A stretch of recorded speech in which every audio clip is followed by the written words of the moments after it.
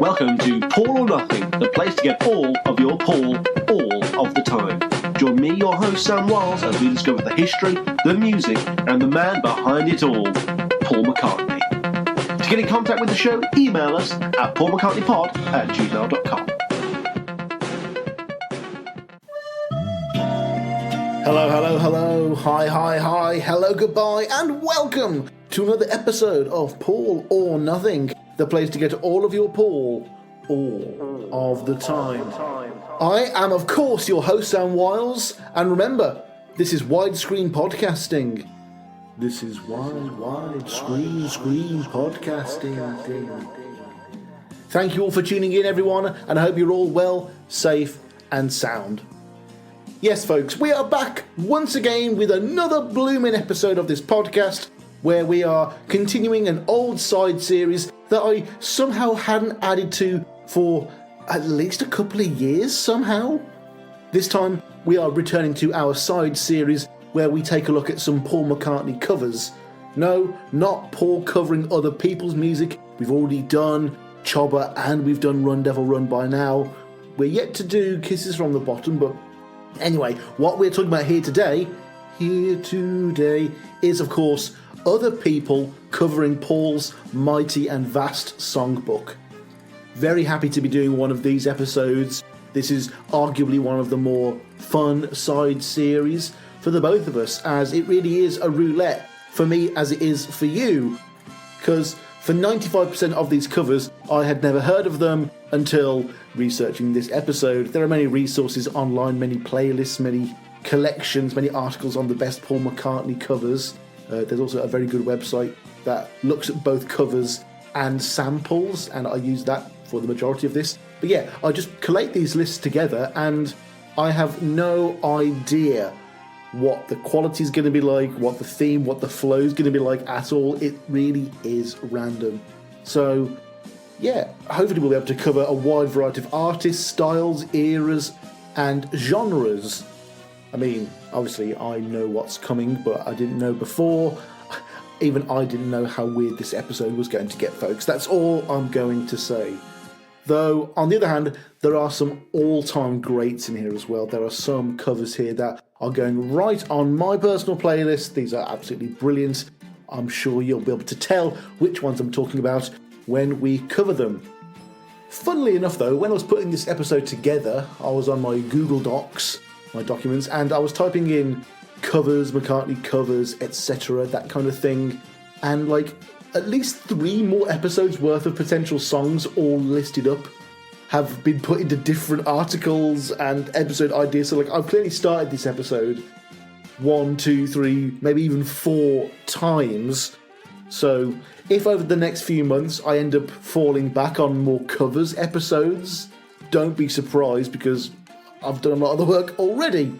Of course, this episode is part of the ongoing output where I am currently writing the Chaos and Creation episodes, which are very big, very expansive, very massive, and so I'm putting out fun little episodes like this in the meantime, all these wonderful little side series.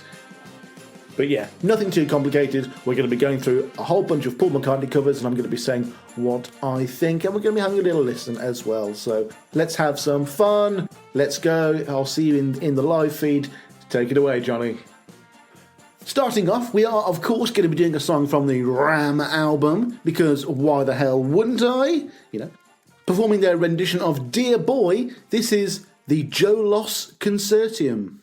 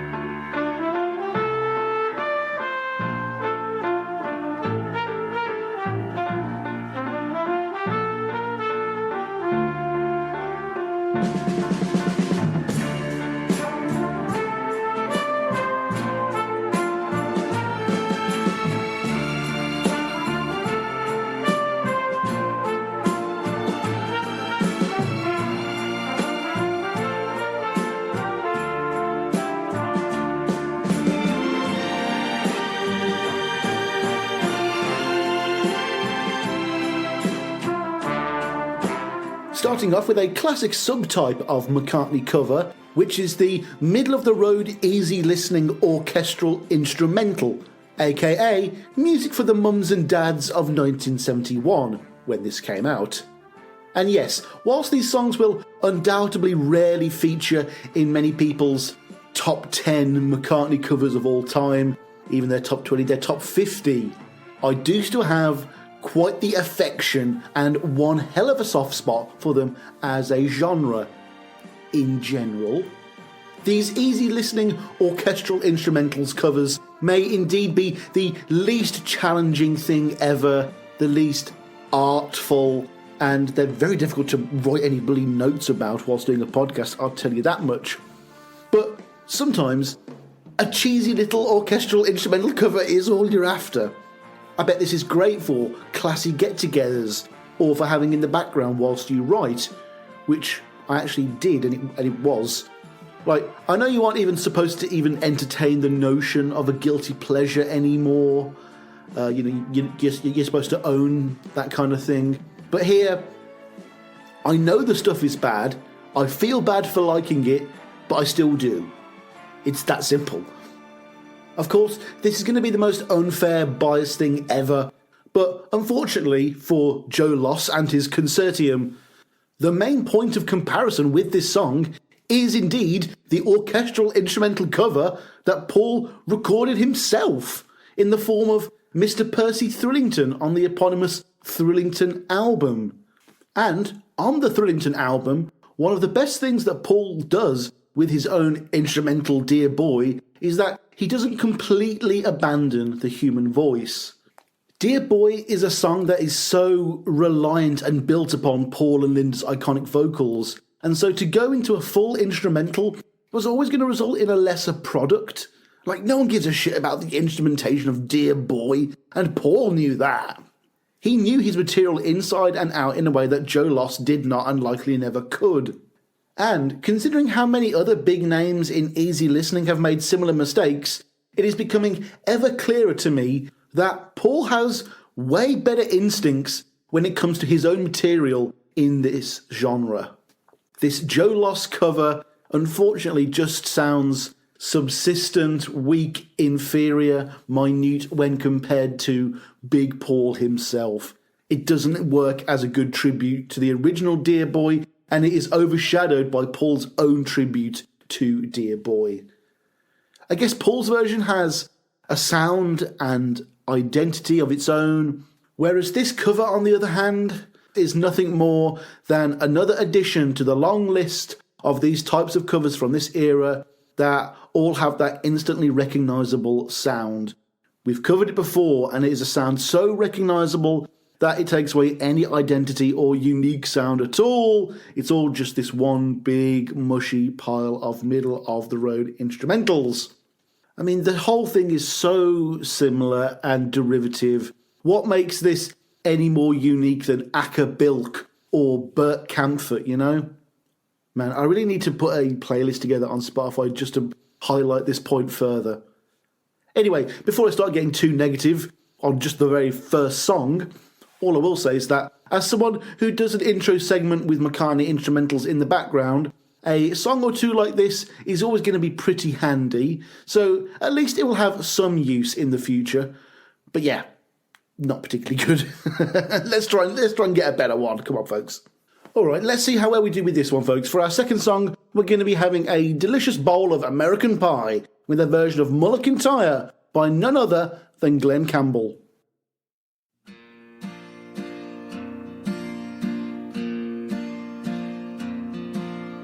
For I have travelled, and much I have seen, the darkest of mountains with valleys of green, and vast painted deserts with sunsets on fire as they carry me home to the Mull of Kintyre.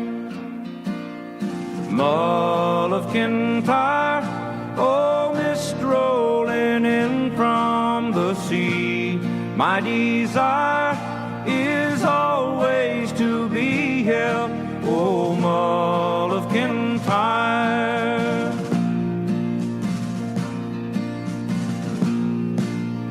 sweep through the heather. From one trope to another now, as we have an iconic artist and contemporary of Paul's covering one of his songs. This only could have been seen as a great source of pride for Paul. Campbell was a pretty big darn deal in his own right, particularly in that key late 60s, early 70s period. And since Campbell was one of those last generation of artists who subsisted mainly from covers, his name was certainly another notch in the old career bedpost for McCartney. However, I think the greatest favour Campbell does for Paul here is to simply legitimise Mull of Kintyre in the United States of America. Of course, Campbell himself is a country and pop artist, and whilst Americans may not have been fully understand the uniquely British majesty of the Mull of Kintyre, especially coming from a folksy Englishman, however, they might just get it, or get it a little bit better, when it's presented with country music, aka the great folk music of America. Initially, the song is very traditionally American in its arrangement, and throughout we get all these little nods to classic Americana, like the gospel-esque piano licks, and even a bit of fiddle, if I'm not mistaken. And I actually love all of this stuff. I would actually like to say, before we move on to the other parts of the song, I would have been happy if this opening section had been sustained for the entire song. A full Yankee Doodle version of Mull of Kintyre would have been absolutely delightful. But, for good and for ill, despite being very American for the first part of the song, it then starts to shift, and this is where it starts to shine for me, because it starts to mix that Americana with the song's own Scottish influence. We do indeed move on to a familiar shitload of bagpipes in this arrangement. At the 1 minute 50 mark, he finally lets loose, and the sound of Scotland is unleashed upon an American audience. You know, he's buttered them up, he's lured them in, he's made them feel safe and secure, and then wham! He hits them with that. And I can only hope it gave them something close to the same kind of feeling that I got when I first heard them. Of course, it's not just a musical technique with these bagpipes. Bringing them in so late was not just to make it more effective, it is also because many Americans would have turned it off already. You know, it's an artistic tool and a concession at the same time, you know. I mean, if they had turned it off, it would have been their loss, because this really is a fantastic little cover. Campbell clearly gets the material. He and Paul clearly have some sort of countryside kinship, and it's just so nice to have a Paul McCartney song that is so typically about one thing and one place and one time to be made all the more universal. Rather curiously, Campbell catches the McCartney fan off guard by eschewing the first intro chorus of the song and going straight into the first full verse. I guess the reason for this was to get the song 30 seconds shorter, which it is, but I feel like if you're going to be covering solo McCartney material, you should really know what you're getting into in terms of indulgently long song lengths. Anyway, folks, I've got to admit, when I first saw that I was going to be covering Glenn Campbell, I really didn't think I was going to be liking what I heard. I did have my own preconceived notions, and, you know, this is the kind of music that I would never have come across had I not been doing a Paul McCartney covers episode, but I am so glad that I did, because this version is rather epic in its own way, and it did manage to conjure up an emotional reaction out of me with a song that I've heard literally hundreds of times now, so I can't take that power away from it. Next up, and we have a band whose name reminds me of one of my favourite Tom Waits songs from his triple album Orphans, called The Pontiac. Of course, I never talk about my Tom Waits podcast that I did 10 years ago on here. But yeah, anyway, these guys are called the Pontiac Brothers, and they are doing none other than Magneto and Titanium Man.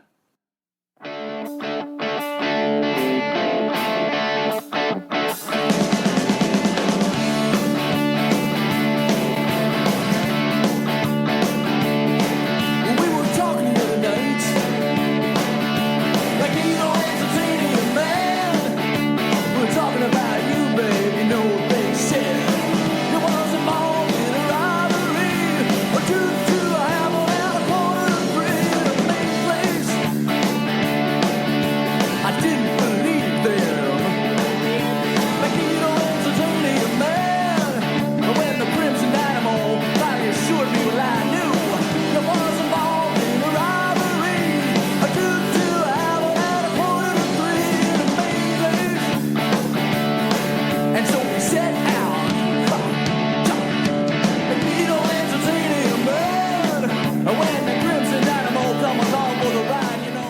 So, if anyone does know anything about the Pontiac brothers, please let me know, because all I could find out was that it was formed by Ward Dotson, a man with no Wikipedia page, after he split from a band called The Gun Club, which I've also never heard of and couldn't find any information on.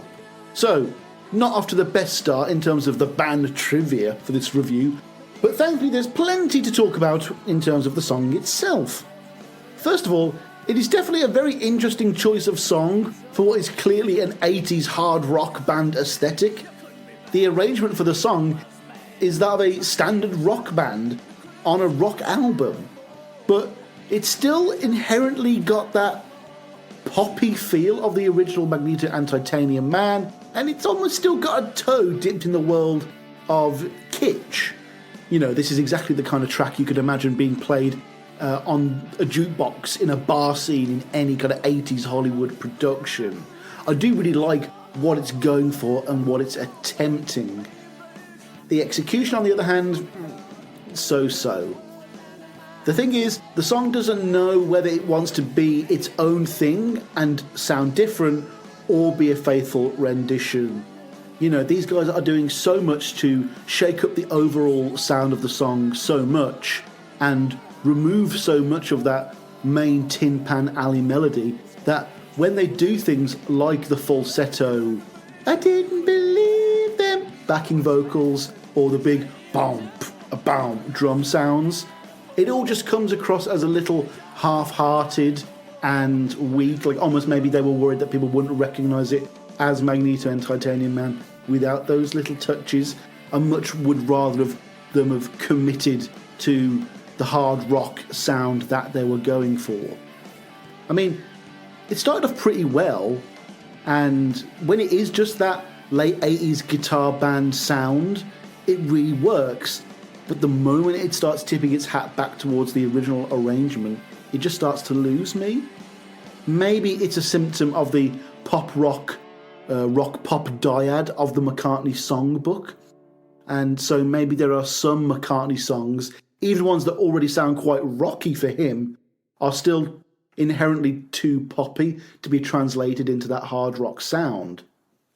Now, what I am curious about when it comes to any cover of Magneto and Titanium Man is whether the artist will be able to make the lyrics in any way more legible to the listener than the original. The answer here, folks, is no. I mean, if anything, these guys actually make it even more difficult to work out what the hell is going on in this song.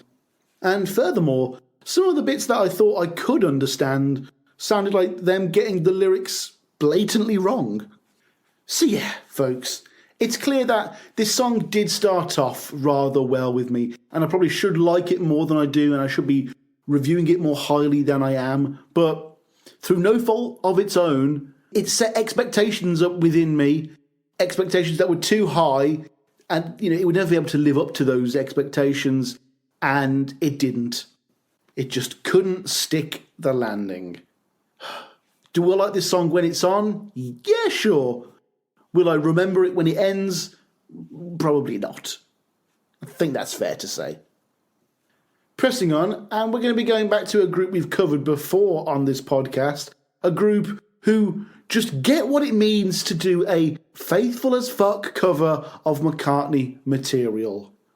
Performing Bluebird, this is We All Together. Late at night when the wind is still, I'll come flying through your door, and you'll know what love is for.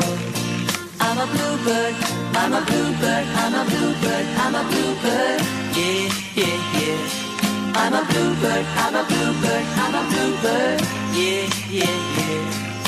Touch your lips with a magic kiss, and you'll be a bluebird too. And you'll know what love can do. I'm a bluebird, I'm a bluebird, I'm a bluebird, I'm a bluebird, yeah, yeah, yeah. I'm a bluebird, I'm a bluebird, I'm a bluebird, yeah, yeah, yeah. Bluebird.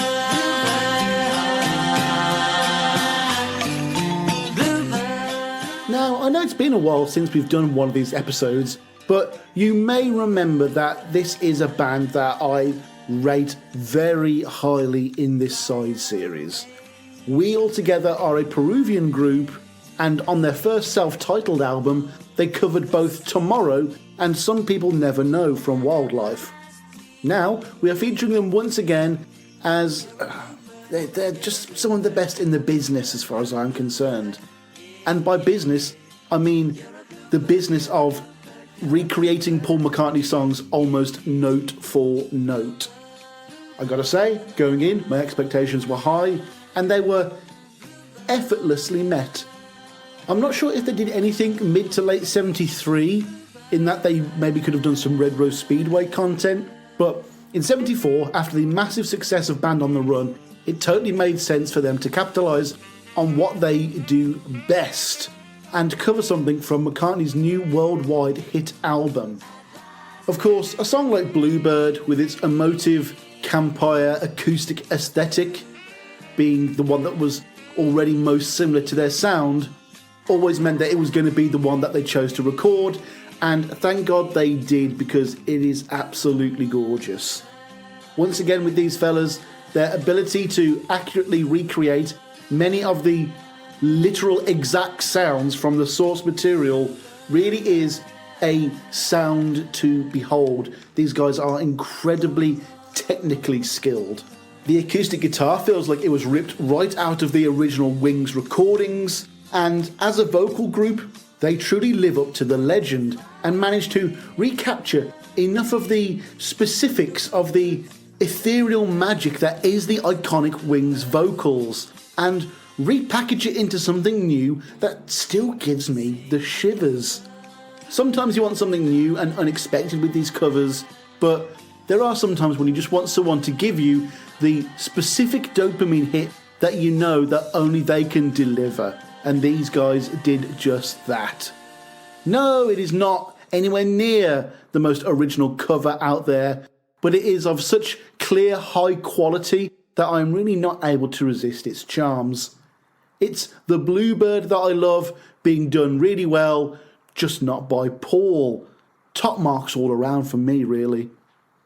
The only thing I would say that is a little bit lacking is the saxophone solo. Whoever is laying it down ain't no Howie Casey, and it was clearly not recorded at Air Studios. It's good enough. It's just, when you're doing these note-for-note covers, and having something like this that is lacking, it does stand out, and it just makes you think about the original. All in all, another fantastic entry from We Altogether. Really love these guys. And I'm really sad, actually, because I think we've only got one song of theirs left, and we'll be doing it on the very next episode of this side series. No, that does not mean next week, next month, or even next year, folks, but hey, we will get there. Next up, it is time for us to start delving into some of the truly obscure and alternative covers out there, with a version of Hands of Love from the Red Rose Speedway medley, as performed by Jad Fair and Daniel Johnston.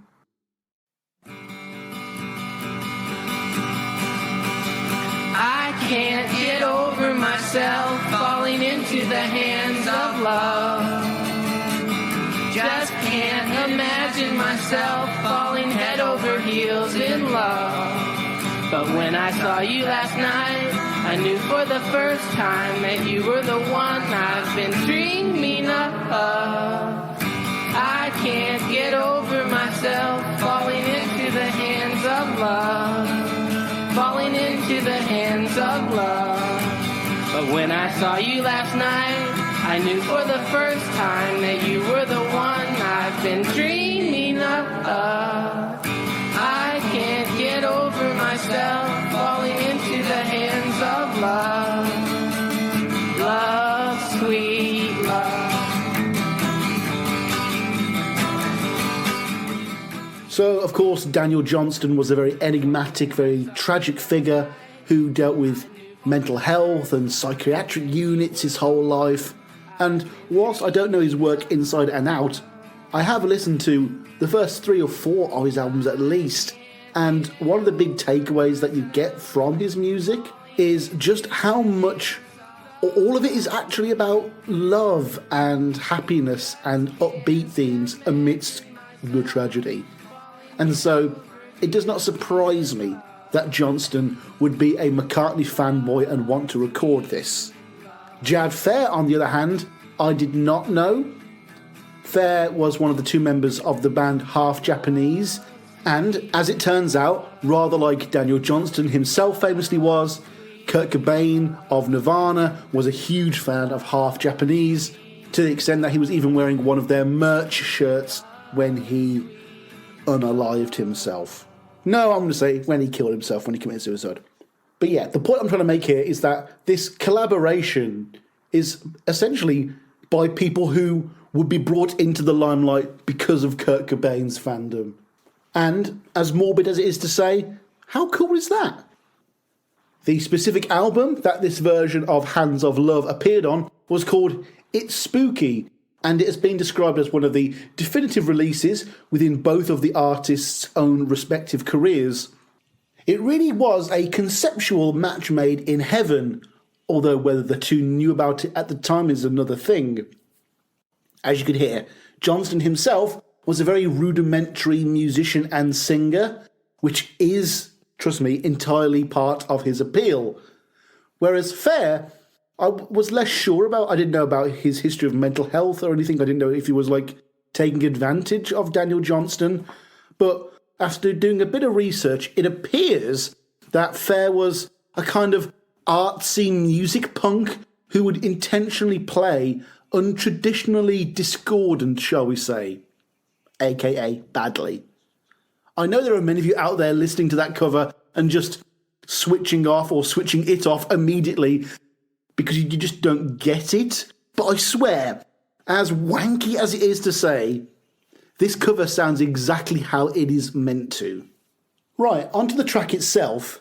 And I know that all of you out there are going to be calling me a contrarian or a troll, but the fact of the matter is, I really do adore this one. Of course, the song displays proudly the rudimentary skills of both parties taking part. So yeah, it does seem on the surface to be quote-unquote bad. The fact of the matter is that if you're looking to love this song for basic, skill in the traditional sense, then yeah, of course, you're not going to get anything out of it. But why I like it is far more personal. As shameful as it is to admit, I myself, at the age of 33, am still terrible at guitar and singing. And so to hear these two guys seemingly fumble their way through this material whilst also making it oddly beautiful and melodic at the same time and still putting it out despite all of the flaws, not only gives me hope that I might pull something off like this one day, but it's also a reminder that something doesn't have to be perfect to be perfect. It's like when you get out of nowhere one of those inexplicable attractions to a celebrity, despite the fact that everyone else says they are unattractive. Again, I know I'm sounding like a pretentious art student that unironically tries to claim that Revolution 9 is the best Beatles song, but to put it simply, I love this song because it's flawed, not in spite of that. I also genuinely enjoy what they did with the arrangement of Hands of Love. Of course, the song is usually in the middle of a big Red Rose medley, and so for them to single it out, stretch it out, repeat the verses as they do, and then move into that halftime heavier breakdown run through of all the verses again at the end was honestly really creative and really expressive. And it got to the meat and the core of the song. They played it out over and over again. And it really kind of hit home just how good this little segment of the medley is. I mean, for what could have just been a simple 30-second demo clip, they really do get a lot out of this. Now, I'm not saying that this cover has single-handedly changed my entire opinion on the Red Rose medley, and now Hands of Love has usurped Power Cut for my number one slot or anything, but hearing this cover in all of its kooky, atypical, outsider art glory has certainly given a newfound appreciation for its quaint little charms. Oh, and as a heads up, this wasn't the only Beatles-centric cover that these two did, and now I will totally be using their other cover as the hidden track at the end of this episode. No doubts there. I know you're all on the edge of your seats for this, and you are due a version of Tomorrow Never Knows. I'm happy to oblige. Following along at the nice brisk pace we are going at, we have another easy listening tune, but I'm confident that this is different enough to warrant inclusion in an episode where we've already had, like, 2 of these gits already. Performing Hope of Deliverance, this is Bristol Love.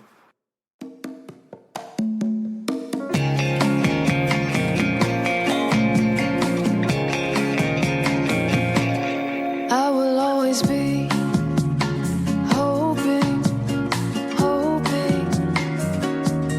You will always be holding, holding my heart in your hand.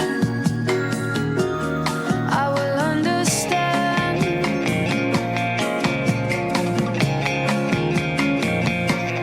I will understand someday. One day you will understand. Always, always from now until then. When it will be right, I don't know what it will be like. So, once again, being the music podcaster who barely listens to music that I am, of course I've never heard of Bristol Love. And despite being an outfit that has released new content on Spotify as recently as 2024, it is awfully hard to get any side info on these guys. A lot of it has to do with Bristol being a town here in the UK, and so any Google search is just top to bottom with music venues to visit in Bristol. But from what I can gather, the band name is just the name of the singer, and her name is Bristol Love, and she's been putting out cover versions since 2015. She's also done a cover of Strawberry Fields Forever on her first 2015 album. So for her second album from 2018, makes sense to do a Paul one. However, she's not taken a song from the main McCartney songbook of covers. She's actually taken a step outside the norm, and I want to just have a quick second to appreciate how we have this cover at all. I mean, we have little to none in terms of 90s McCartney material, especially his early pre-anthology 90s material, and so I'm just happy as a clam that this exists. Again, I didn't find out much about Bristol Love herself, but considering that this came out in 2018, there's a strong chance that she grew up listening to Hope of Deliverance, as it was one of the biggest singles from Off the Ground. Now, yes, this is essentially still just an easy listening cover of Paul's work, but at least it has vocals, and more importantly, it was produced in 2018. Just the overall development of music has meant that even this MOR music has gotten more mature and sophisticated in its own way, to the point whereby it even feels like it's got a bit of substance to it. And because of that, we're treated to an absolutely beautiful job with this song. As we know, the original Hope of Deliverance was hardly remembered for its instrumentation or arrangement, and so it was a shrewd move on the part of Bristol Love to keep the excellent vocals, instead just swapping them to a breathy, low-key vocal, and to significantly beef up the arrangement.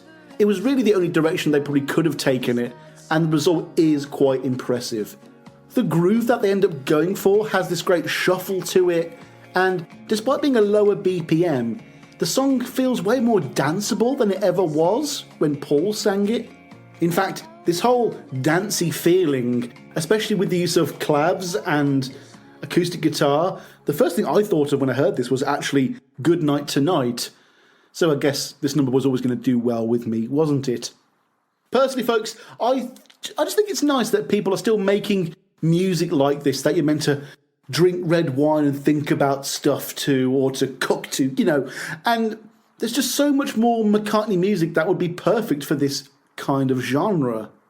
Again, this is a cover where it really isn't doing anything all that daring, outside maybe the song selection itself, but my God, does it do it to an incredibly high standard. Moving on, and we come to a song that proves you don't need to have actually made it onto Wings' Greatest to be a successful Wings single. Performing This Is What the Man Said, this is the Edison Jazz Console.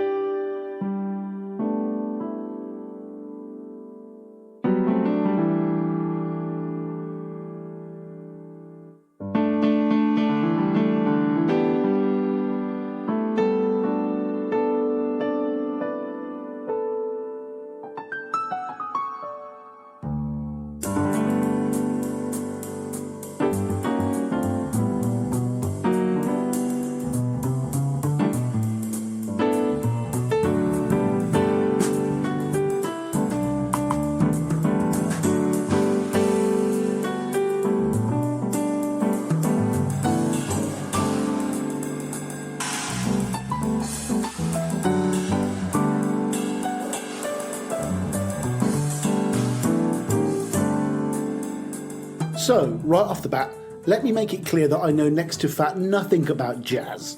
But thankfully, that shouldn't be an issue, as this is jazz through the lens of familiar Paul McCartney music, and so a lot of the hard work really is being done for me.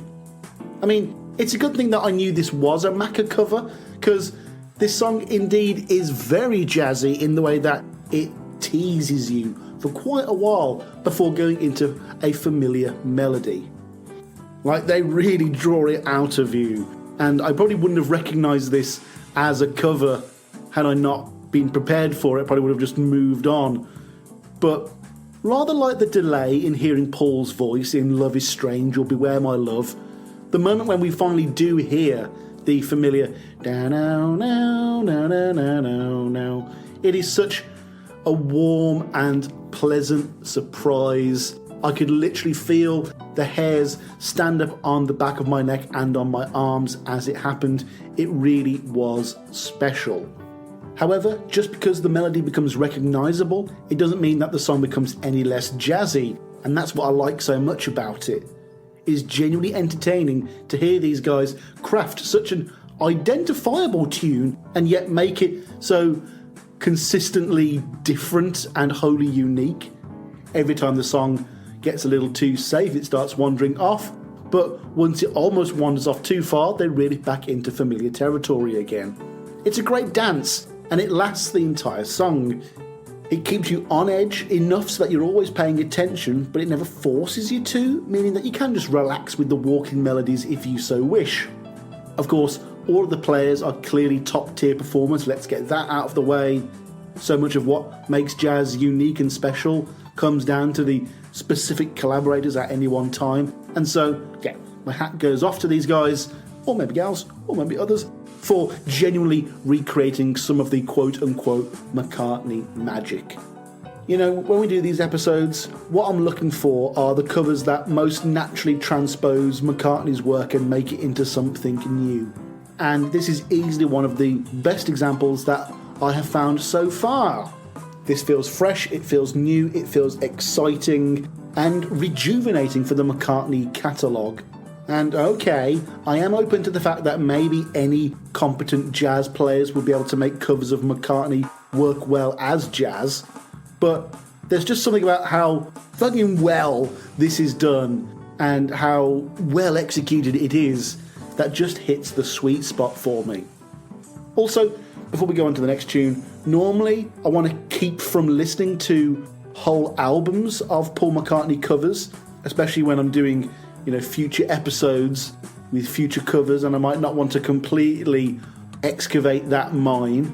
But because of YouTube's autoplay feature, I did end up listening to the entirety of the album that this came from. It's called My Love, and it only took a couple of songs for me to truly appreciate that the Edison Jazz Console are fucking sick, and the album is fucking stacked. Go and listen to it. It is absolutely incredible. Do not wait for me to do future episodes on their content. So yeah, love this one. Nice to have one that I like a lot and is really good and I don't have to feel like I have to justify why I like it either. Again, this one's deep in my YouTube algorithm now. I'm probably going to be hearing it a lot in the future, and I couldn't be happier. Next up, and once again, we are presented with another cover of Jet. This time it's by a band called Jellyfish, and I want you to have a think about the question that the lead singer poses at the start of the track. Roll the tape, Johnny. This is arguably the sexiest song ever written. You decide.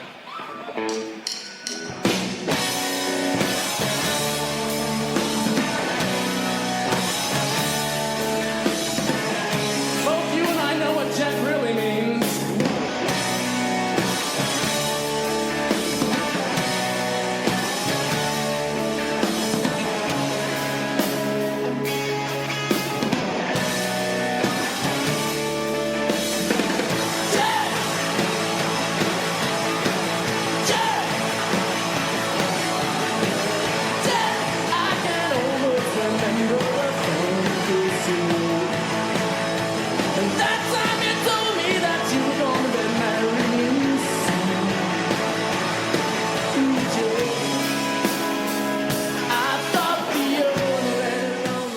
So yeah, this recording kicks off with one of my favourite descriptions of a McCartney song ever.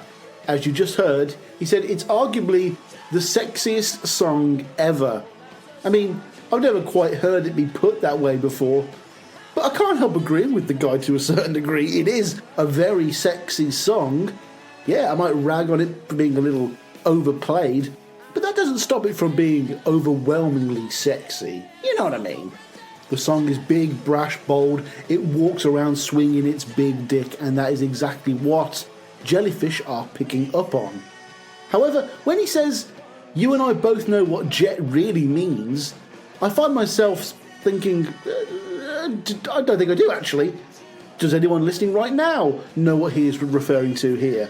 If so, drop me an email at paulmccartneypod@gmail.com. And also, drop me an email at paulmccartneypod@gmail.com if you have your own thoughts on what the sexiest Paul McCartney song is. My God, the sexiest Paul McCartney song. That does sound like an emergency episode idea if there ever was one. On to the band themselves, Jellyfish. They're a band from San Francisco, and this is from their debut album, 1990's Belly Button. Well, actually, in true Macca fashion, this is actually a bonus track from the expanded version of that album. You can tell these guys are indeed mega fans of Paul though, as also found on Belly Button is a cover of Let 'Em In.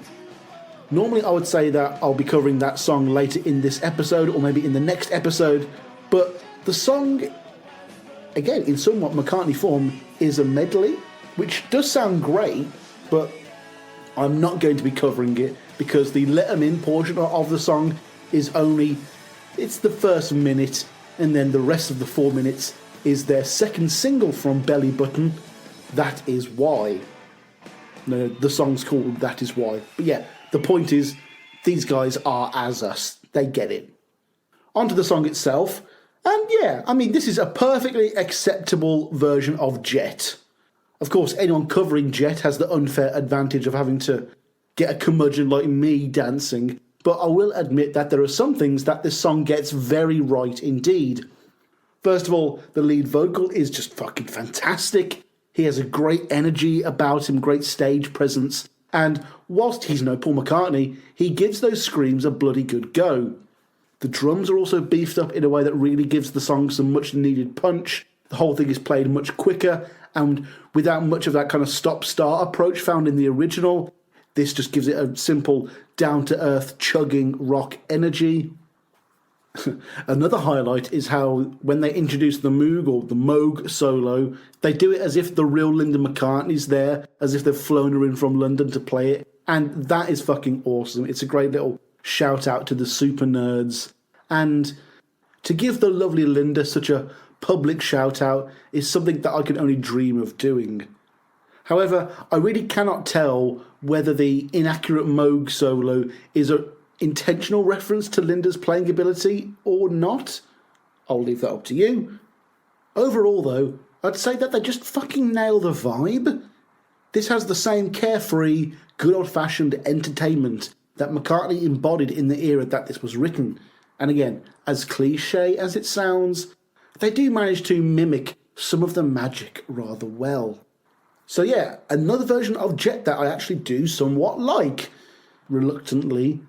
But that doesn't mean I'm not above finding some fault in it. And one straight up negative I do have is that the backing vocalists for Jellyfish ain't exactly Linda and Denny, are they?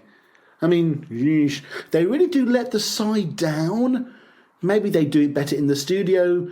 Maybe they sound better on other songs from this very live set list. But here specifically, they are a glaring weak spot in this setup. But still, all in all, at the end of the day, when all is said and done, and on the whole, yeah, this one's pretty good, isn't it? I mean, if you were at a gig and then the band turned around and did a version of Jet like this, of this quality, well, then you'd be darn chuffed, wouldn't you? Are these guys reinventing the wheel with a performance like this? Hardly. But that doesn't mean that it doesn't rock the house. I'd love to say that the one flaw was enough for me to completely write it off, but no, this one really ain't half bad.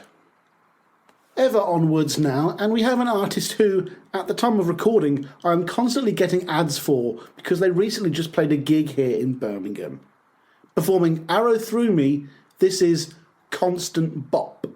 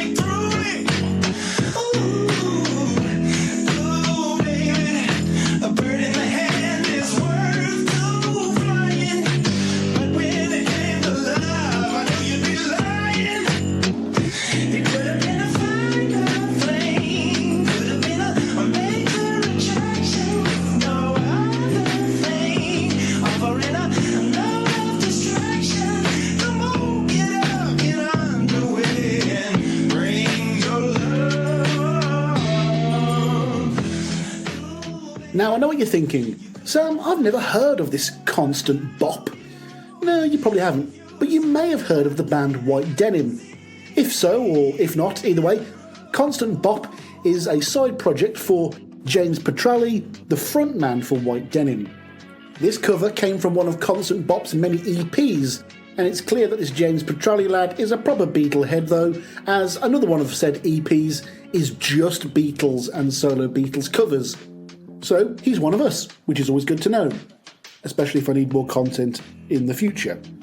But yeah, regardless of who he is or how many times I have to see him on the same ad when I'm scrolling through Instagram, it is a certainty that this guy gets this song. He gets why it's good and knows how to work it properly. If anything, this particular cover reminds me a bit of Bristol Love and their version of Hope of Deliverance, because it's very similar and faithful to the original, but it's done with a modern production. And being able to experience Arrow Through Me through modern funk is just something that I really would never be able to pass up. It's so funky. This is so funky. The moment I heard the bass being ramped right up in the opening, I knew this was going to be great. And it was. It gives a fresh spin on an old classic. You know when movie studios are like, we want to take this old film and give it a modern update, see? But it hardly ever works because, you know, the art is so inherently linked to the time in which it was made. Well, this song is that. It is literally a studio-mandated, corporatised, committee-made update of McCartney 3 / Back to the Egg. But they don't fuck it up. It's done right. Of course, I said McCartney 2 there, and not just Back to the Egg, because for me at least, Arrow Through Me is a very transitional song from Wings Paul to solo Paul. To me, that techno, bass-heavy style felt very much unlike anything on Back to the Egg, and so I always associate Arrow Through Me more with McCartney 2.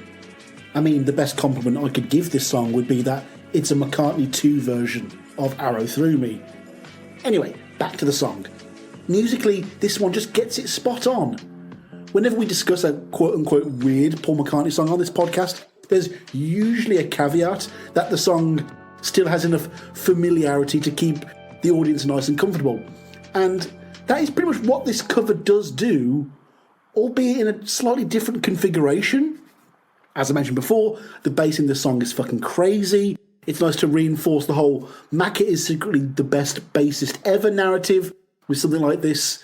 I mean, not to reference the fact that there is a new Spinal Tap movie coming out, but he turns the bass up to 11 on this one and drowns you in it. It's so overwhelming. It's just a wonderful sonic experience. Also, for such a synthy, bassy song, it was still quite surprising to have the formerly cheap synth brass section solos of the song. That was now being played on electric guitar. Of course, in this side series, I love a good instrumental change-up. That always draws me in. But yeah, whatever speakers, filters or pedals he's using here, the result is just brilliant. It's a solo that has the majesty of that original synthy brass, but it's done through this really chilled out, funky lens. Now, for anyone not familiar with White Denim, the vocals in this song are a dead giveaway that it is them involved, as all the vocals with this band have that same synthetic vocoder-esque filter placed over them. Now, considering how much he is leaning into the mad Professor McCartney vibe of Arrow Through Me, they end up being highly appropriate for this kind of cover. Also, before I forget, I absolutely adored that little touch of glissando twinkle right at the end of the song, just as it was finishing. It was a very classy touch that linked it back to the original a little, and actually felt very McCartney. Anyway, folks, I was originally going to end this section by doing my whole, oh, actually, I don't have that much to say about it because I like it so much spiel, but I went back and made myself write a little bit more because this cover truly deserves it. Whilst I have not been able to describe what I may have wanted until I heard it, instinctively I knew that this kind of reverent yet playful cover was the exact kind of thing that I was after with this entire side series. You know, as a McCartney fan who is at the point where he's nearly covered all of the songs and listened to all the demos and the cold cuts, I'm now constantly chasing that high of a new Paul McCartney song. And it's with songs like this that I get just the smallest taste. And I'm satisfied. For our next song, we're going back to McCartney 2, an album that only goes to prove how influential it really was and is. This is TerrorVision and their rendition of Coming Up.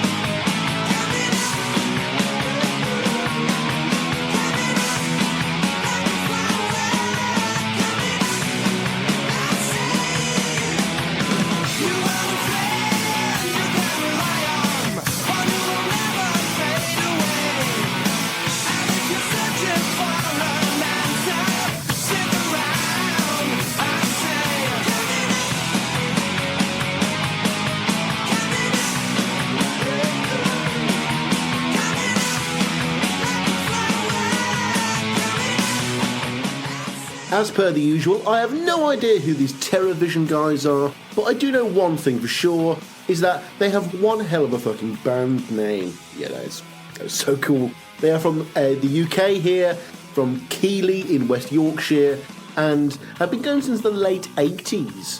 So, as a bunch of people who would have been young and impressionable in 1980, it is no surprise that something like Coming Up would be a part of their taste. Okay, so for anyone who's been listening to the show for a while now, you will know that I quite frequently, as recently as our last Listen with Sam episode actually, I always decry the live Wings version of Coming Up, and I always go on about how much I prefer Paul's own solo one from McCartney 2. Well, the main factor in that feeling is that Paul is much better at being, really fucking weird and a studio wizard than he is at being a straight up down the middle rock act live. And so my preference for the solo McCartney version of Coming Up has always felt natural to me. Then we get to this cover, and I have to say that I was genuinely quite surprised at how entertaining it all was. I think what makes this cover so successful is that it manages to do what the live Wings version of the song was trying to do in the first place, but could never achieve, and that's believably change the melody and arrangement of Coming Up and make it fit a hard rock aesthetic convincingly. You know, there's no chugging, no stop-start arrangement, no brass, no synths, none of the Wings stuff. This is pure and simple rock and roll.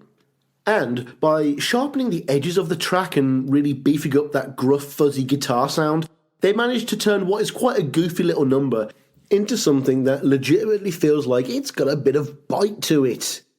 Remember that version of Magneto and Titanium Man from earlier? This cover manages to avoid many of the mistakes made in that one by stripping the arrangement down to its barest form and avoiding any of the McCartney studio touches. We don't get any of those flourishes or quirks from the original Coming Up that make it so identifiable and classic, and instead we just have this constant rock sound that uses the framework of the song, I guess, to go down its own path. Genuinely though, I think the best compliment I can give this song is that I would love to hear it live. I really would. I think it'd be a lot of fun. Of course, I'd like to hear any other live version of Coming Up more than McCartney's own one. But, you know, folks, jokes aside, if Paul's live arrangement of Coming Up aired more towards this kind of sound, it would not be the worst thing ever. Still, that being said, whilst I do get what they were going for with this song, I do think the vocals are a little too quiet in the mix, meaning that you just don't get any real impact from them. I get it, it's probably all part of their established sound and it was a very purposeful production choice, but when you have to contrast it to a powerful McCartney vocal, which again isn't the most fair thing, it leaves you wanting a little bit, I guess is the best way to put it. But that's just my opinion. In conclusion, another pretty darn good cover. And yeah, I am hung up on the vocals, but I cannot take away how badass this overall arrangement is. You know, there are many, many times on this show when I will say something to the effect of, oh, well, we may not like what Paul was going for, but it is what he was going for, and he did achieve that, and that probably is what is going on here, so kudos to them. Also, just one other thing. One of the other many reasons I like this particular side series so much is that it allows me to come across songs that I may not have found on my own to act as potential Manchurian candidates on a playlist. You know, songs that I can put on for people and have them not realise it's McCartney right away or even at all. And so, even if this isn't the most groundbreaking cover ever, what I can say is that for a general hangout, aka something I can put on all the time, then I can totally see this cover making the cut. Right, pressing onwards now, and we finally have a cover from the McCartney 3 album that wasn't one of those weird covers done for the promo or from the official McCartney 3 Imagined album. Performing The Kiss of Venus, this is Pablo Reed.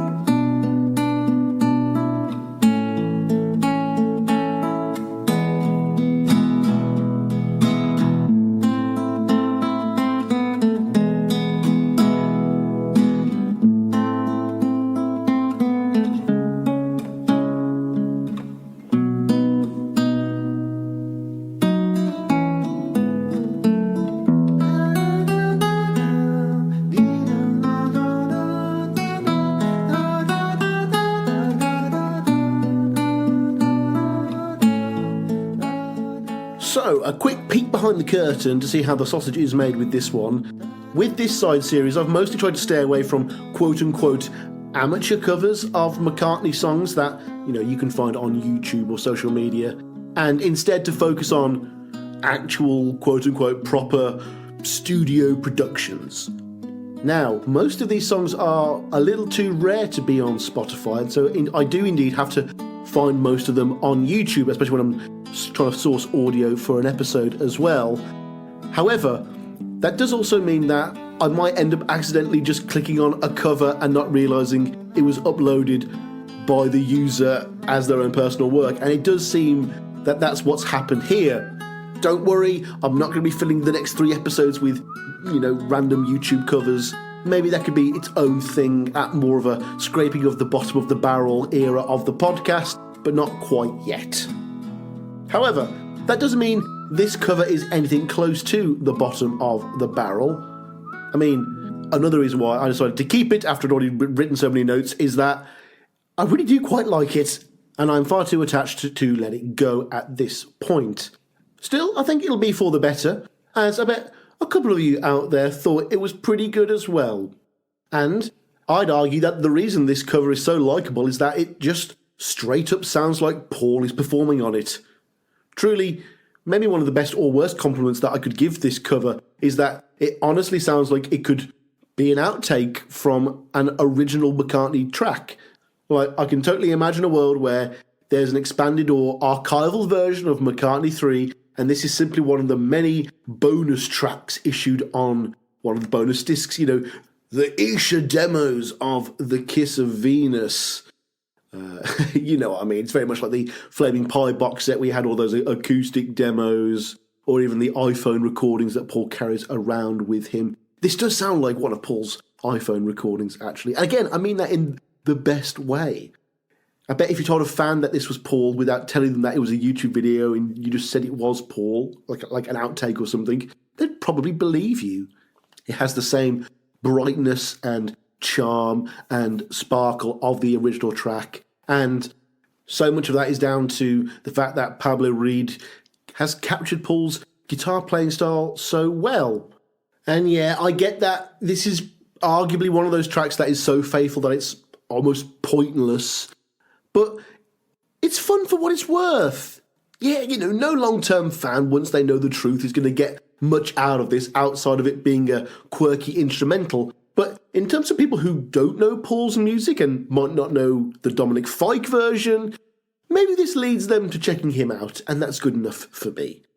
Yes, you can say that about any cover on YouTube, but this one's particularly good. For us mega fans, it can just be a fun little curio. It doesn't need to be anything more than that.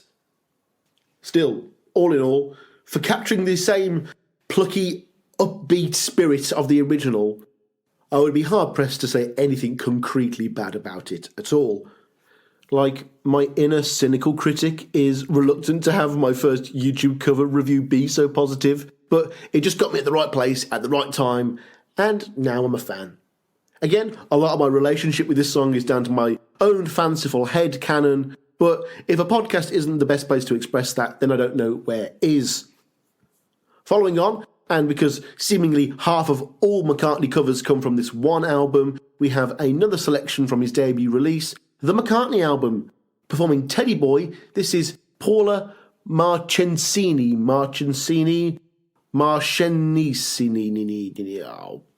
This is the story of a boy named Ted. If his mother said Ted be good, he would. She told him tales about a soldier dead, but it made her sad, and she'd cry, oh my. Teddy used to tell her he'd be twice as good, and he knew he could, 'cause in his head he said, Mommy, don't worry now, Teddy boy's here, taking good care of you. Mommy, don't worry, your Teddy boy's here, Teddy's gonna see us through. Then came the day she found herself a man. Teddy turned and ran far away. Okay, he couldn't stand to see his mother in love with another man he didn't know. This quote comes directly from Marchesini's website. In 2010, Paula abandoned a successful career as a singer-songwriter in Brazil, where she was a universal music artist with a couple of number one hits. to do a graduate program in philosophy in the US. Since then, she's been recording and releasing her songs independently. Quite the backstory there. As we know, the majority of McCartney tunes are written by him either on the piano or acoustic guitar.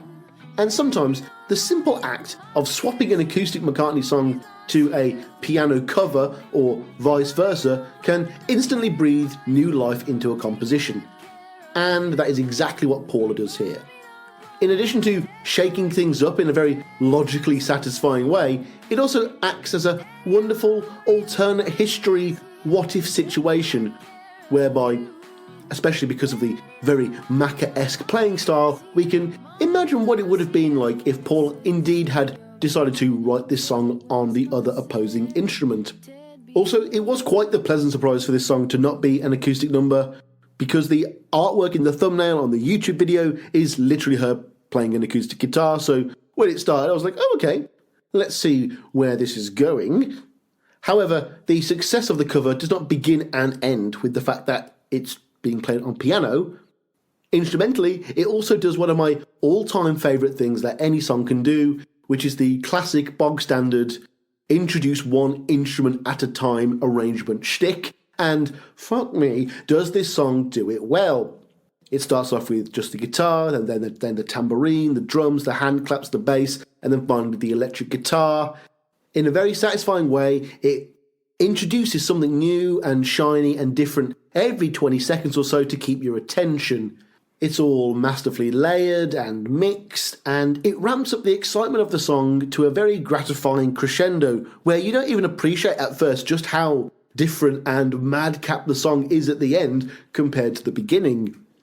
As we're going to see later in this episode, many McCartney covers succeed in being faithful not specifically to the track, but to the vibe of the album and the recording sessions that they came from. This track certainly feels like it's a modern-day version of the original McCartney album environment. It's charmingly homespun and DIY, and it gives an implicit sense of connection with the original that a more divergent cover would not. Although, what I did admire about this cover is that it did feel a little more finished and polished off in a way that the original wasn't.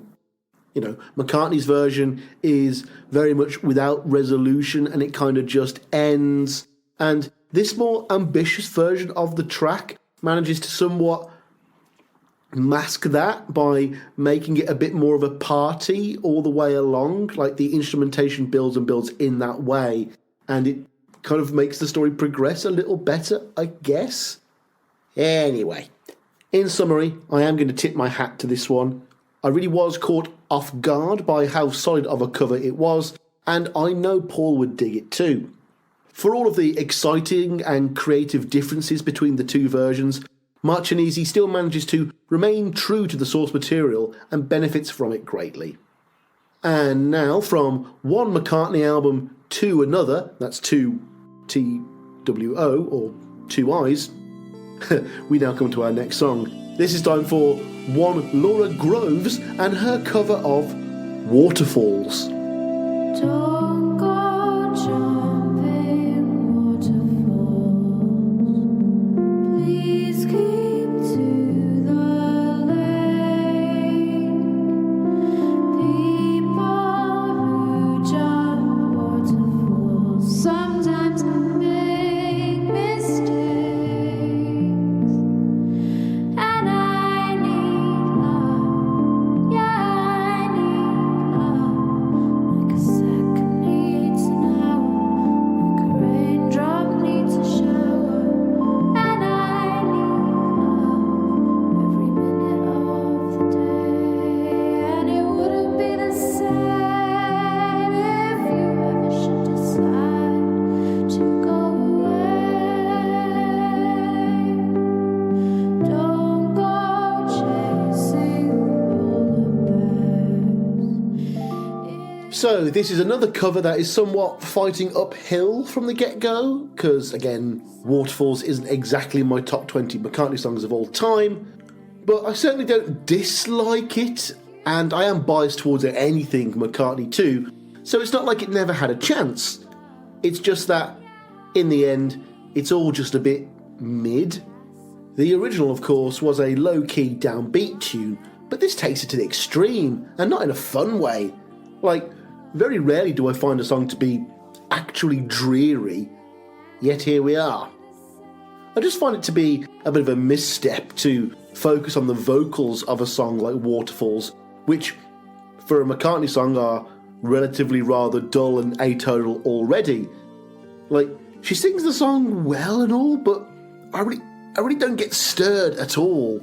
Like, outside of the novelty of having a female vocalist tackle a song like this, it is just her doing an okay job. There's nothing revelatory going on here at all.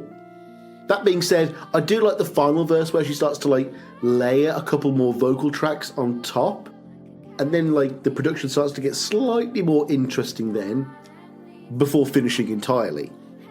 Rather like TerraVision, I get the production style they were going for, just not the execution. You know, this is a modern ethereal production in the style of the original analog McCartney 2, and that's all great. But so much of what makes Paul's original so special is that he manages to create that otherworldly ethereal sound on rudimentary home-based equipment. And so for Laura Groves to come in with her team in 2013 with such ready access to synths, MIDI files and keyboards, the whole thing just feels a little too easily put together and bland.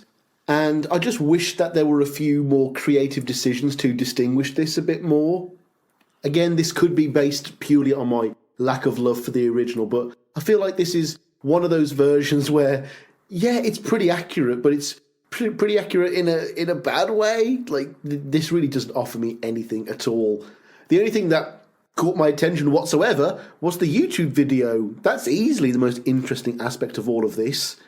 The video is like a bird's eye view of some water, and then Laura Groves lowers herself into frame and into the water, and it's just a shot of her head, but from like this coming in from the right hand side rather than the bottom, and in that way it's like a little 90-degree tilt of the original McCartney 2 album artwork. So I thought that was cool. The only thing. So yeah, all in all, I hate to end a review by saying it was kind of mid and I just didn't like it, but it's kind of mid and I just didn't like it. It isn't a crime to make a song that isn't specifically catered to me and my tastes, but there is so little for me to sink my teeth into and get attached to that I might go so far to say that this is something that I just straight up don't care about. Up next, we have a particularly rare cover in that it looks good on paper and ends up being really good as well. Performing Ram On, this is They Might Be Giants.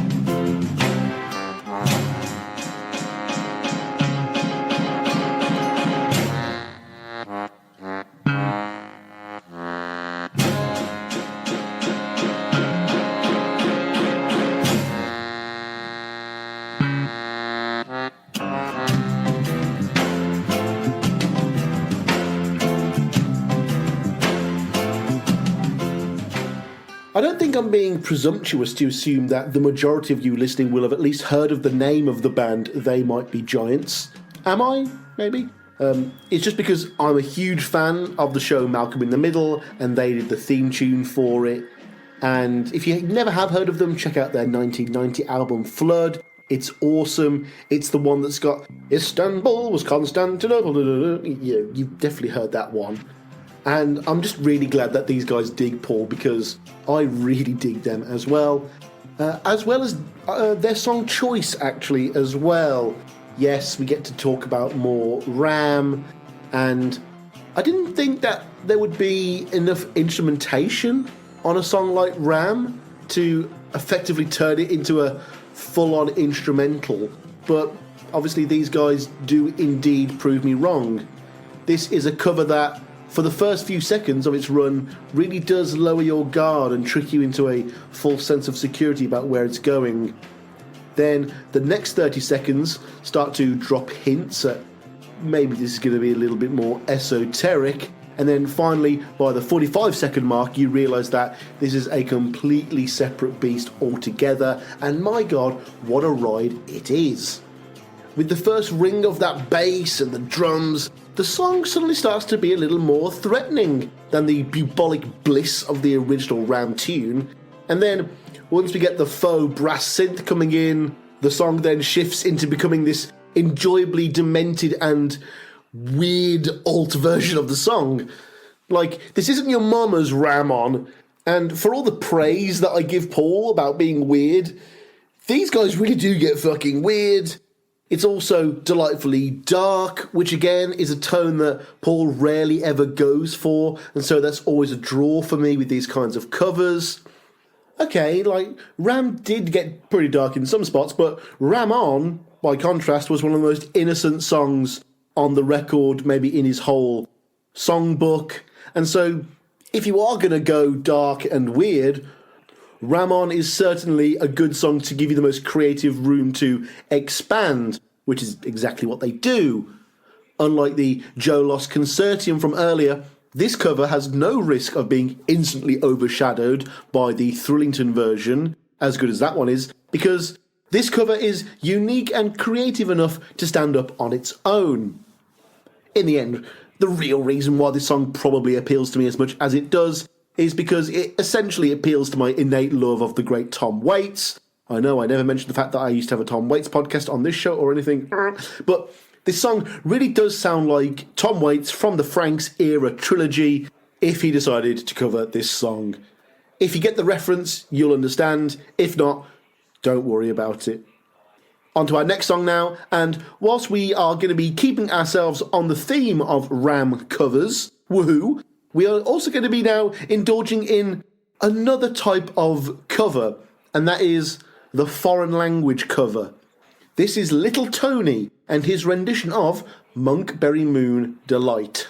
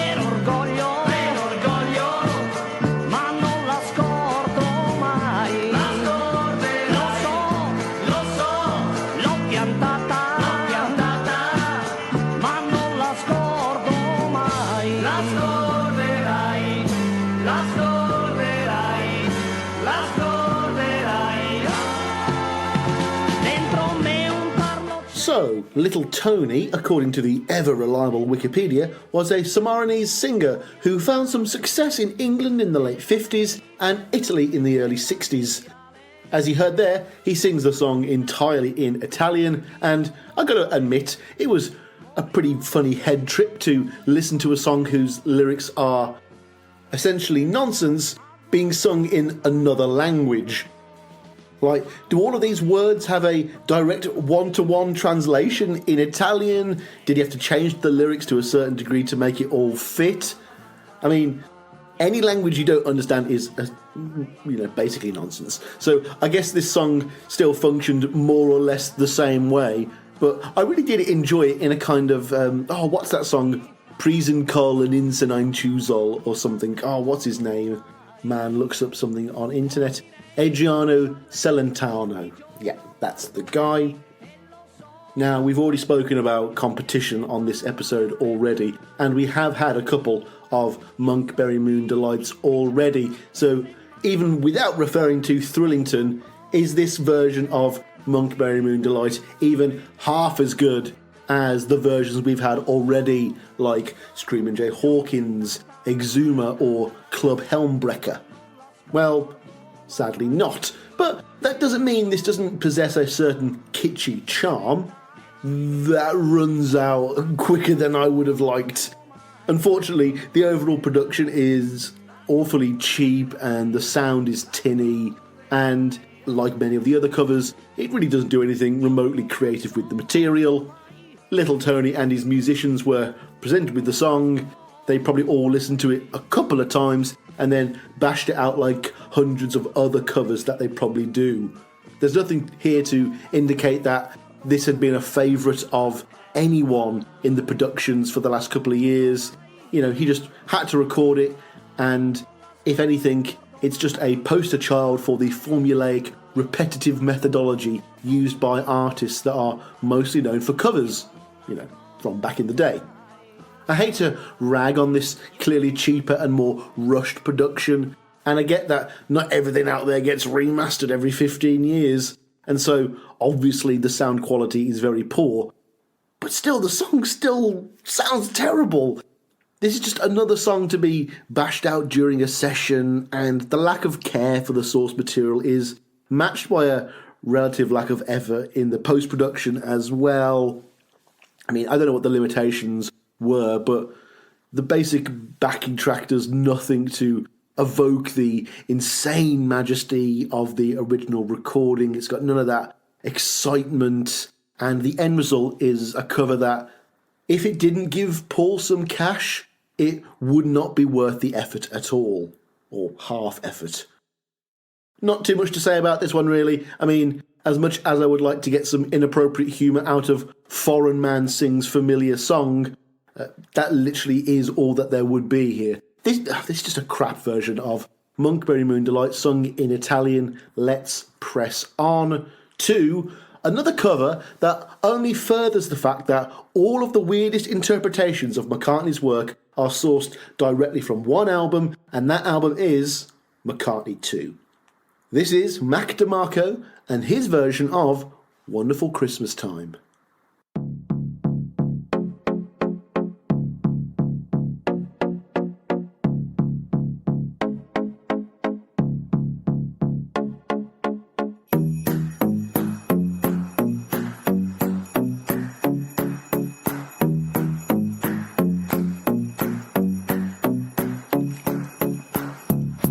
Is right, the spirit's up, we're here tonight, and that's enough. Simply having a wonderful Christmas time. Simply having a wonderful Christmas time. The party's on, the feeling's here, that only comes this time of year. We're simply having a wonderful Christmas time. So, Mac DeMarco is a Canadian singer-songwriter artist thingy who has been on the scene for a few years now.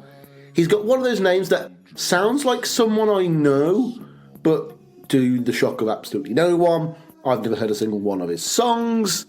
Turns out this cover was not from any particular album release, but was instead simply a song he put out around Christmas 2017 as a little treat for his fans.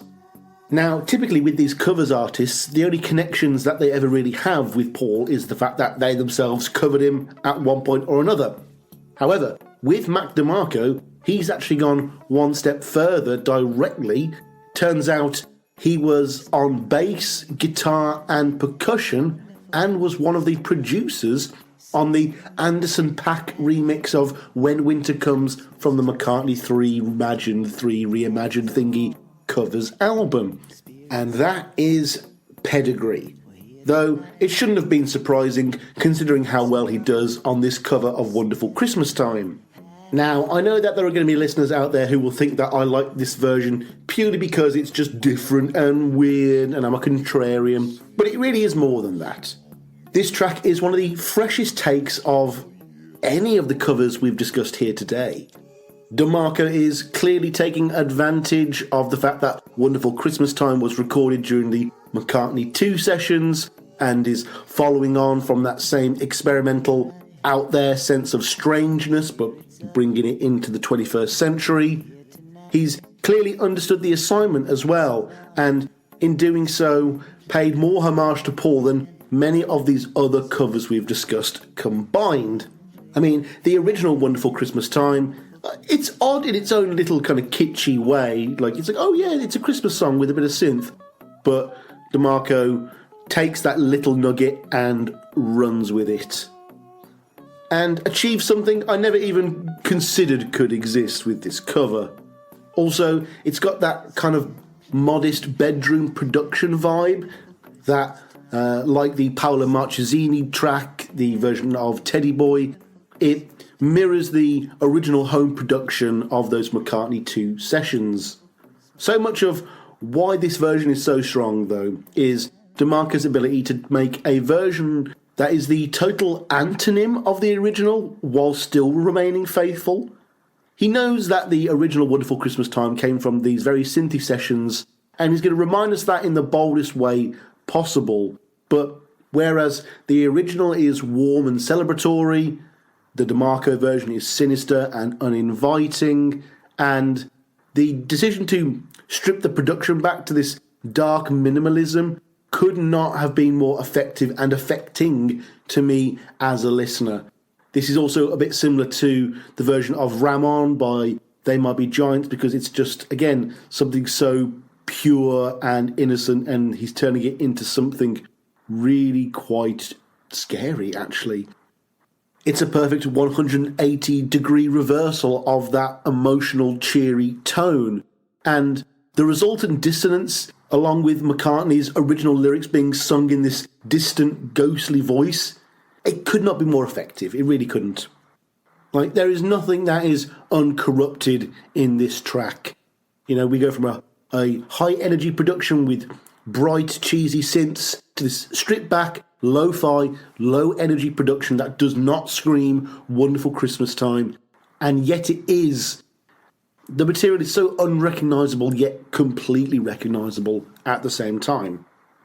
Still, despite how modern the music theory and conceptualisation is behind this song, what strikes me as fascinating is how much of a retro sound the production still uses. I mean, there is little present here in this version to indicate that McCartney could not have done it himself back in '79, leading further credence to the idea that this is some twisted twin of the original. I mean, in some parts of the song, the production choices are even more rudimentary and basics than those found on McCartney 2. And for me, it's like DeMarco is trying to compete with Paul to see just how much of a bad MIDI keyboard sound they can get away with this particular song. Other highlights of this track, the hand claps were great. I always want to point out a nice hand clap. And one of the synth solos is done vocally, which I just thought was really quite fun and enjoyable. Although the strangeness of this release doesn't just end at the music either. The artwork used to promote it is probably one of the most horrifyingly strange images I've ever covered on this podcast, actually. And I'm not exaggerating here. The image of Mac DeMarco's Wonderful Christmas Time, the artwork for this little single release, is simple, yet a disgustingly detailed body horror image of Paul and Mac DeMarco himself after having sort of melted together into this mass of sludgy flesh while sat together on the sofa with piles of cigarettes on the floor and flies buzzing all around them. Yes, it is real. It is some sort of Cronenberg, David Lynch-esque nightmare in image form. And yes, of course, I think it's brilliant. But in the case of this artwork, I will gladly admit that, yeah, I do just like it because it is so shocking. The text found around the artwork is also worth mentioning as it gives a bit of context to the image. It reads, "It was a Christmas miracle. We had become one. We melded. Paul's thoughts became mine, and mine became his. Flies had gathered to feed on the beauty of Christmas that seeped from our pores." Now, I am pretty sure that he didn't have to run this artwork past anyone at MPL, as surely no one at Paul's own company would have approved that artwork along with that message. My God, that is a little less PG than Paul likes to be. I guess it is the best way to put it. But yeah, folks, Mac DeMarco, Wonderful Christmas Time. I'll be going on about it long enough. This is an utter highlight for me. This is one of the best, not from just this episode, but from the whole side series itself. This is definitely going in my own personal little headcanon. This is just delightfully weird and strange. And I'm just so happy that Paul continues to inspire people to create such monstrosities as these. Next up, and oh my gosh, we have a cover that is again targeting the latter half of McCartney's career. And that alone has me excited. This is Phil Keaggy, and he is performing Some Days from Flaming Pie.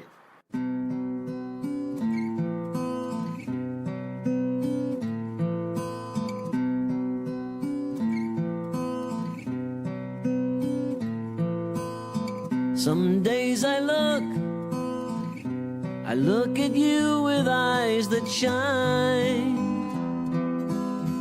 Some days I don't believe that you are mine. It's no good asking me what time of day it is, who won the match or scored the goal. Some days I look into your soul.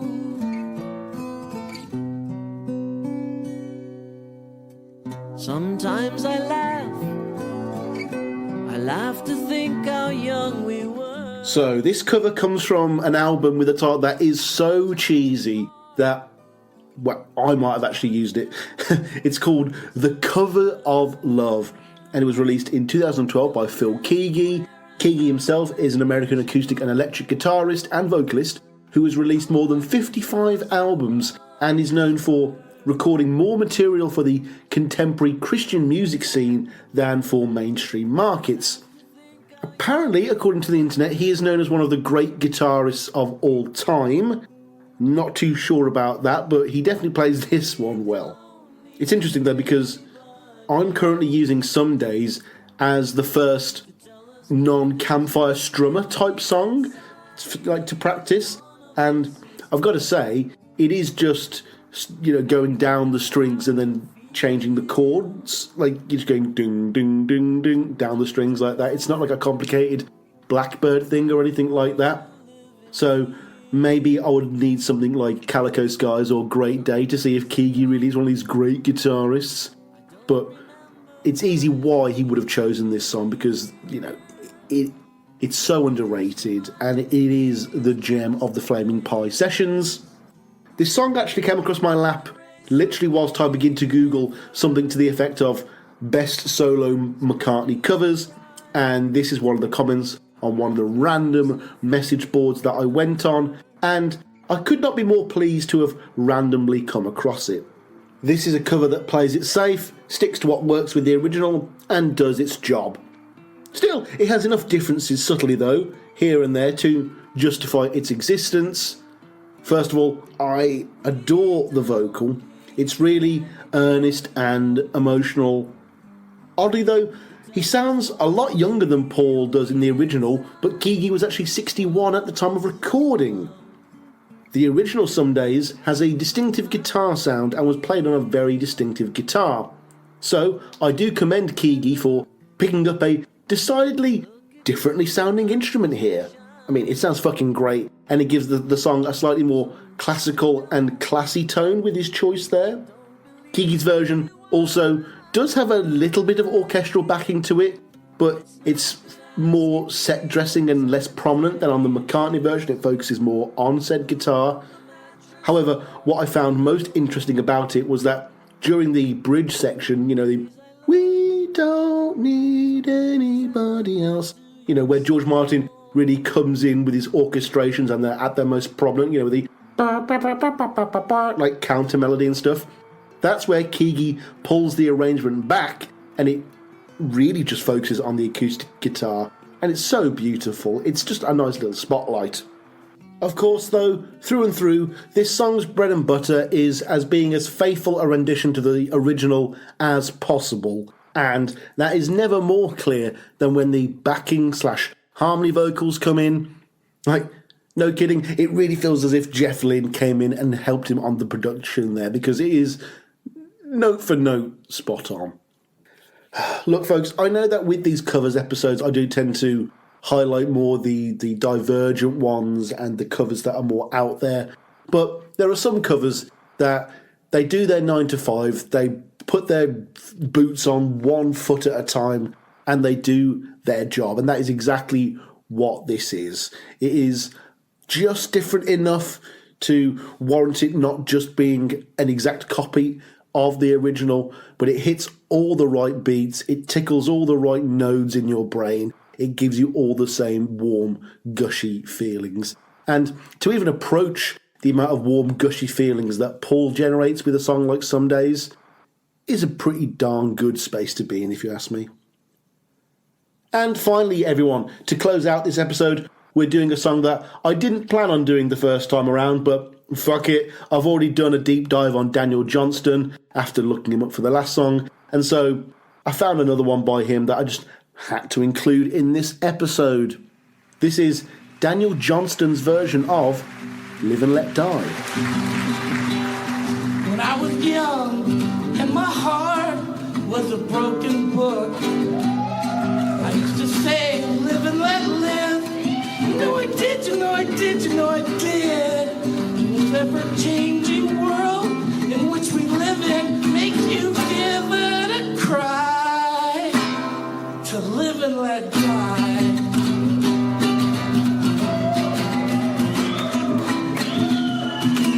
Live and let die.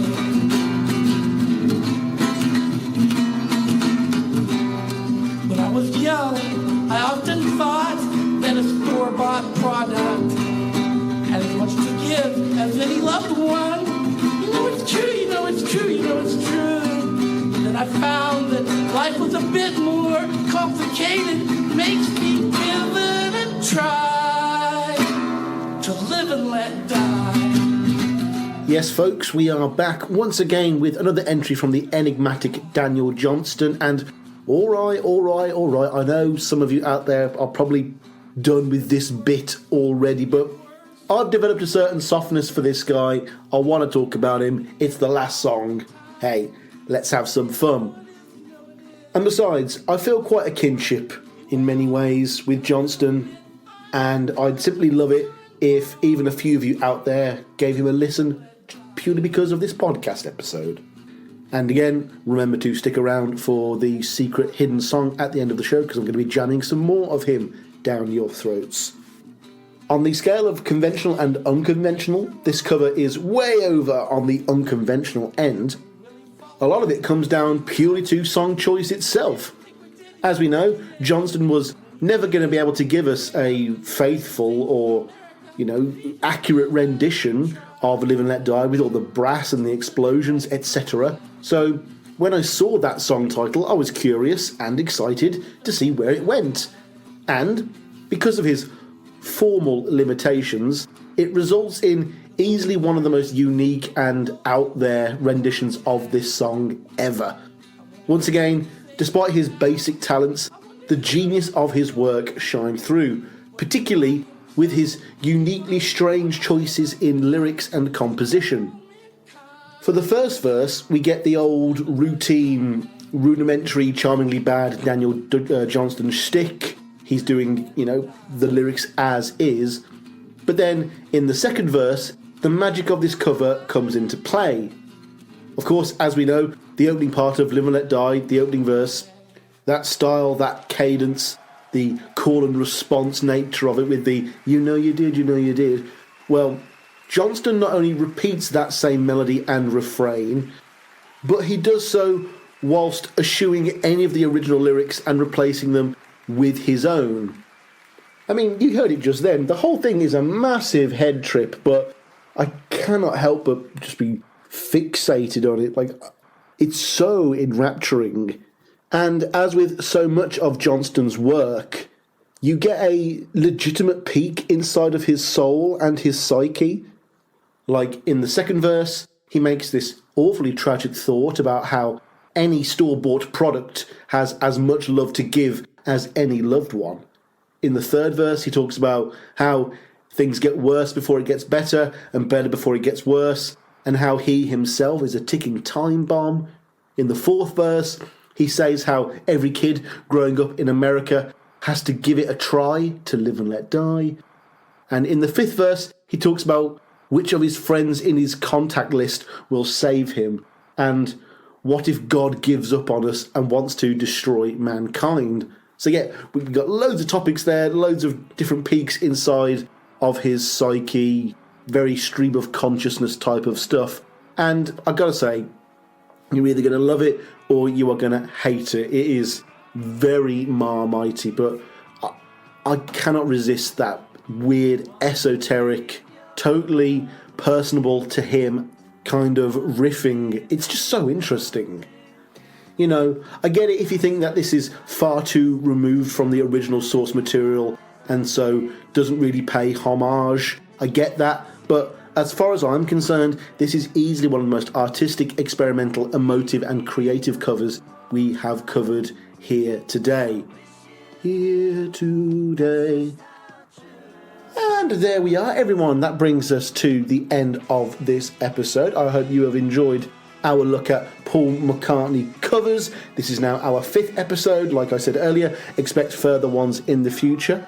As always, let me know at paulmccartneypod@gmail.com or at McCartneypod on Twitter to let me know what you thought of today's episode. Let me know what you've been thinking about the revamp of the show in general. And are there any covers that I have missed? Are there any Paul McCartney covers that we have not covered on this show so far? Please send them in. I would love some recommendations.